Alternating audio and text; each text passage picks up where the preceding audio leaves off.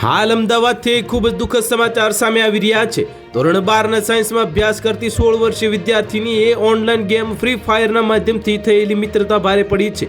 પશ્ચિમ બંગાળના 21 વર્ષીય યુવકે સગીરા સાથે દોસ્તી કરી અમદાવાદ આવી તેના પર દુષ્કર્મ ગુજાર્યું હતું અને ત્યારબાદ તેને ભગાડીને પશ્ચિમ બંગાળ લઈ જતી વખતે પોલીસે ખડગપુર રેલવે સ્ટેશનથી ઝડપી પાડ્યો છે।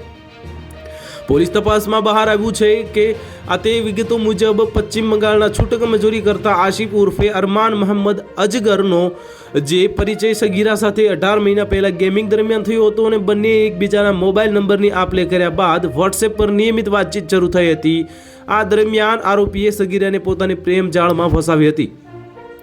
22 જાન્યુઆરીના રોજ આરોપી આશિક ખાસ સગીરાને મળવા માટે અમદાવાદ આવ્યો હતો। સગીરાના પરિવારજનો જ્યારે ઘરે ન હતા ત્યારે તે વેજલપુર સ્થિત તેના નિવાસસ્થાને પહોંચ્યો હતો અને ત્યાં સગીરા પર દુષ્કર્મ ગુજાર્યું હોવાનો આક્ષેપ છે।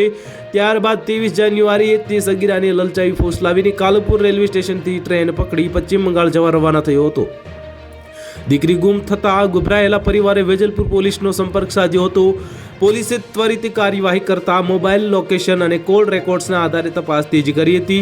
એમ ડિવિઝનના એસીપીએ જણાવ્યું હતું કે અમારા ટેકનિકલ સર્વેલન્સમાં આરોપી ટ્રેન મારફતે પશ્ચિમ બંગાળ તરફ જઈ રહ્યો હોવાનું જણાયું હતું અને અમે તાત્કાલિક ખડગપુર રેલવે પોલીસને એલર્ટ કરી હતી।